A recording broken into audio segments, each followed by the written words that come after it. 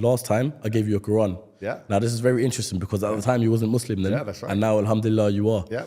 So first off, I want to say welcome to Islam. Thank you. And secondly, what I want to say is, I know you've said a few times that you don't want to discuss Islam too much on podcasts. Yeah. And I completely understand that because at the end of the day, it's nothing to be ashamed of because we're all sinners and nothing can get anyone anything perfectly said. And even me being a born Muslim, and I'd like to say I have a vast amount of knowledge on Islam, regardless of what I say, there's still going to be people out there who comment back on what I say because people have different schools of thought, etc.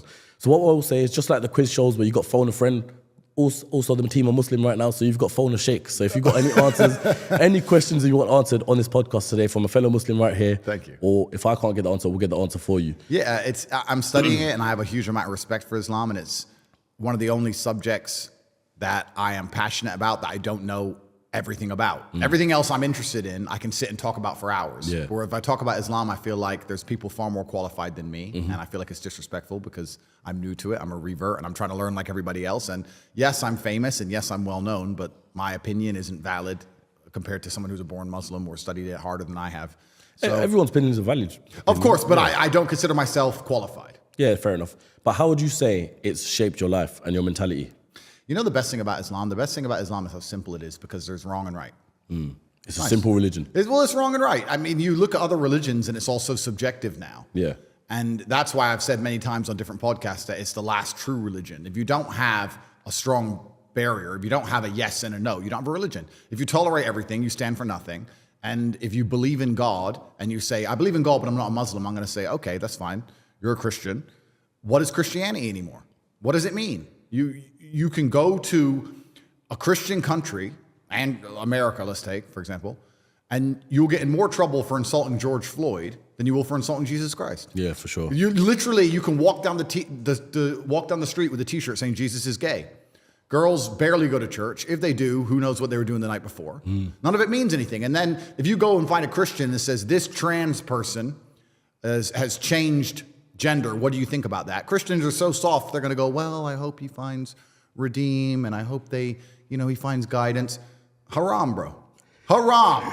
No, you didn't. It's haram. And I like that it's yes and no. And what's the point in a religion if you're too afraid to say what you believe in, or afraid to stick up for it, or afraid to defend it? Then what's the point in any of it? So I feel like it's the last true religion. I feel like it's the last religion on the planet. And it's kind of interesting because since my reversion, I've had lots of conversations with the right-wing conservatives who were upset by my reversion as if I cared. And a lot of them said to me, oh yeah, but it's a Christian country. We need to restore Christianity to England or wherever. And they don't seem to understand that the basic law of the universe is that power vacuums get filled. This is the basic law of the universe. If a tiger arrives in a brand new habitat and there's no other predators, it's going to destroy and eat all the rabbits and it's going to take over. Facts. Anyone who's in the West who's concerned about the spread of Islam should be more worried about the absolute fall of Christianity. The reason people revert to Islam is because they're looking for God and they can't find God anywhere else. Yeah. It's Christianity's fault for being so weak and decadent. Yeah, we were discussing this as well as a group earlier on, and we were like, the UK majority of it is a Muslim, population. So it's gone past the point where it's now deemed as a Christian country because there's more Muslims than Christians in the first place. It's the Islamic Republic of Great Britistan, and the thing about it, but the thing about it is, it's not even about numbers. It's about strength of belief. If you wake up and you want to truly live a religious life, and you want to feel like you have religious conviction, and you want to feel the fraternity of a religious life, and you want to have the boundaries and constraints of a religious life, you're going to be attracted to Islam. You're not going to be attracted to Christianity because you can wake up and say, I'm a Christian, and nothing changes. Yeah. Nothing changes and nobody cares. And that is Christians' fault. So I've had a lot of people complain at me as if, like I said, as if my personal choices are something I should... I mean, it's kind of, I'm self-analyzing as I talk here. I find it very, very interesting that Christians look at Islam as a threat as opposed to just understanding that it is a massive power vacuum because Christianity feels godless and you do not feel God in Christianity anymore. And that's the reason that people are so attracted to Islam. That's the reason I was attracted to it, because I respect it. How can you believe in something you don't respect? I don't know, and that's a general question for anything. You have to respect it. You have to look at the creeds and say, okay, I respect that. I respect how they defend their religion. I respect how they're black and white on certain issues. I respect all of these things. Also, it's kind of interesting because if you want to measure the success of a religion, you can measure it in regards to how many people follow it, or like you just said in the UK, or how fast it's growing. But I think the number one measure of success for a religion is how well it preserves the sanctity of a society. I think that if you want to say, is this a successful religion? Well, then you'd look at the society which it governs and say, are the creeds of the religion being adhered to by the society that it governs? I would argue that most Islamic countries have an Islamic feel. I would argue you'd avoid a lot of the LGBT garbage. You'll avoid a lot of the woke insanity. You'll avoid a lot of the feminism, which has destroyed the West, and all these things, because Islam is being adhered to and it's keeping the society functioning. Do I go to Christian countries and feel like Christianity is preserving them? Not really. What about true hardcore following Christians? I'll give you an example. Obviously, you're just coming off the back of doing a podcast with George Janko. Yep. Now, I love that podcast purely because you guys was talking about religion, you being a Muslim, and he seems like, I haven't met him obviously, but a true following Christian. Yep. And it's funny because when I see a true following Christian, it's like you're so close to Islam, but you're just a couple of places where you're going wrong. Yeah. So when I saw that, I was like, shout out to George, because one day, you never know, man could be Muslim himself. Well, yeah, it's kind of interesting. Christians must feel a deep resentment towards Muslims, especially the true believers, because we stick up for what we believe in, and they want to, but they can't because their own religion has become so woke and almost betrayed them. How can you stand up and say, I'm a Christian and I mean it, and you better, when they have gay preachers? Like, it doesn't make any sense. Yeah. And your fellow Christians will turn on you and call you a bigot. Your fellow Christians will call you a bigot and call you hateful for saying that a man shouldn't chop his dick off. And then you're going to sit there and say I'm a true Christian. Yeah, it doesn't work. So all the Christians I speak to who truly believe, and I've spoken to a lot of them, they are very envious of Islam. And then I'm like, well, then what's the delay? But they feel like an affinity to Christianity because they were raised with Christianity or they're born Christian, and perhaps they see Islam as a Middle Eastern religion, which is kind of interesting because Christianity is a Middle Eastern religion. Yeah. They're from the same place. Yeah, they all spiral they stem from the same country as the Middle East. I read somewhere that only 18% of Muslims are even Arab. I think the largest, there's obviously a huge black proportion, and Indonesia is a massively Islamic country. Malaysia. I think Islam just crossed over 3.5 billion Muslims globally. Wow. That's more than half the population of the world.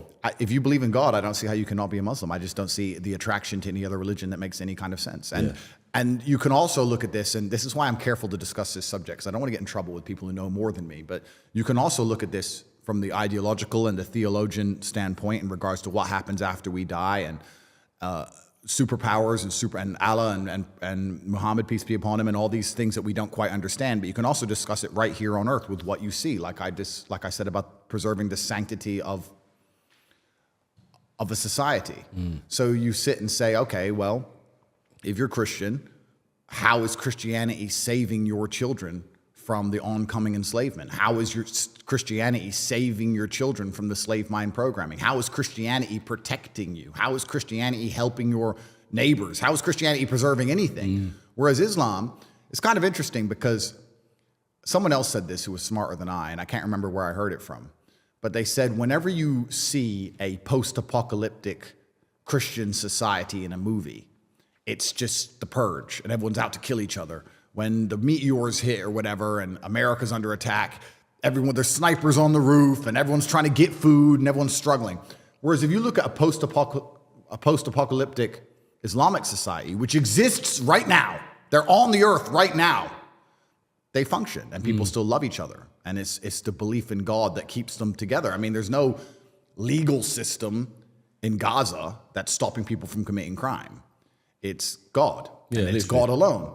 And then you sit and say, okay, well, the strength of that religion, even in the harshest possible conditions, can preserve, to a degree, the sanctity of society and human nature. I don't think a Christian country could do that. If you put a Christian country under the level of destruction Gaza's currently going through, I don't think people would sit and say, well, Jesus says I shouldn't steal. In fact, if you look at what happens during natural disasters in America, it's the absolute opposite. It's just looting and chaos. What is a Christian country anymore? I don't know. What is a Christian country? A guy in America recently just got charged for a hate crime for taking down a statue of the devil that they had erected in a church. I'm mind blown. Like, statue of a devil in a church. They put a statue of the devil in a church. That one makes sense. He walked in there and ripped it down and he's being charged with a hate crime. So I feel like if I want to get conspiratorial, which of course is unlike me, but if I want to, I feel like I'm all for it, so bring it. Well, God is the final barrier. The final barrier to the slave programming is always going to be God, because there's a firm right and there's a firm wrong. They're going to come along and convince us all that the sky is green. And it's unfortunate because slowly they're going to win. Right now, we laugh at the fact that a man can chop his dick off and become a girl. We laugh at that. But our great-grandchildren won't laugh at that idea. Unfortunately, slowly they're creeping in. And the only barrier to this insanity, the final protection, is God, the book that says yes and no. Simple. So would you say, just a quick, sorry to disturb you there, would you say the answer to getting out of that and being part of the group where we don't believe what they say regardless is religion? Oh, it is, but it's only Islam. This is the point, because Christianity is under such heavy attack now, and they've watered it down and diluted it so deliberately. They've done that. They want to do it to Islam. They're going to try very hard, but it's not going to be easy. It's going to be a lot harder. Yeah. Whereas Christianity doesn't protect anything anymore. There's no Muslims firm right and there's no firm wrong. Exactly. Yeah. So that's why Christianity is under deliberate attack, because they don't want people to be religious. Because when you're religious, you're going to have a firm right and a firm wrong. Mm-hmm. The primary goal of the Matrix, and the primary goal is for them to get you in a position where you'll accept the slave programming regardless of what your own eyes tell you.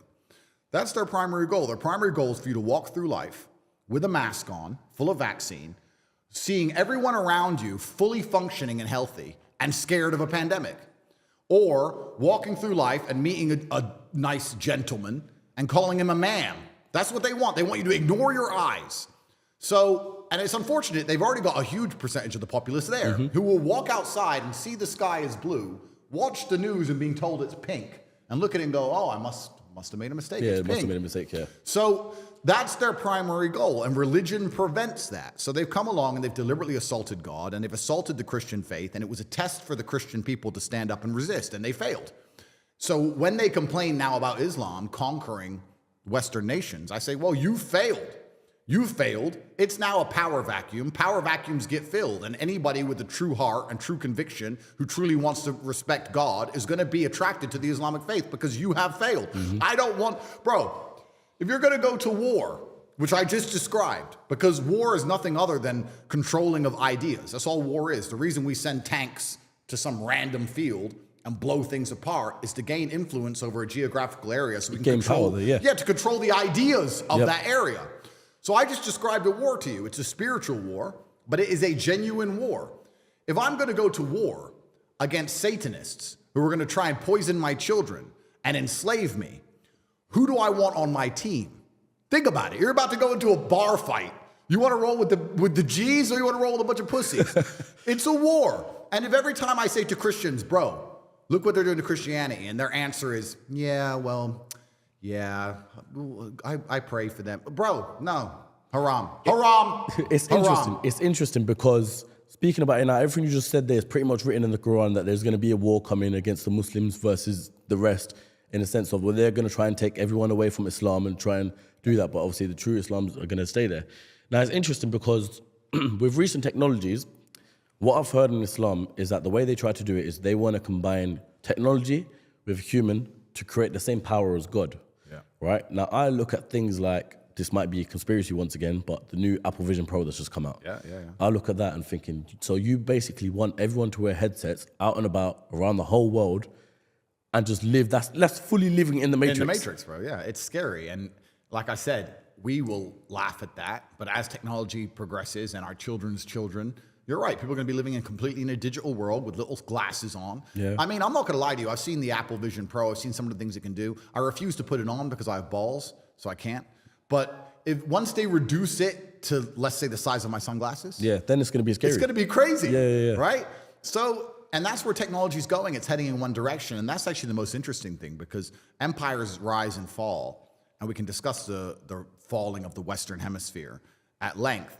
But usually geopolitically, as empires rise and fall, another empire comes and fills the vacuum, as we talked about power vacuums. And I feel like this is the first time in human history where, as the Western Empire falls, which it is, it's going to be replaced with this global technological enslavement program. Yeah. There's going to be some server somewhere in Angola where no one knows where it is, and it's going to control everything and everybody. And it's not just a matter of geopolitical influence waning and politicians falling and things like used to happen before. It's actually a lot more scary. And the globalism is coming and it can't be avoided. And I guess it's kind of like gunpowder technology like this. You can't avoid its progression. It's going to be used. It can be used for good. It can be used for bad. How do you try and prepare yourself for that and counter it? It's super interesting. And we need God more than ever, that's for sure. Definitely.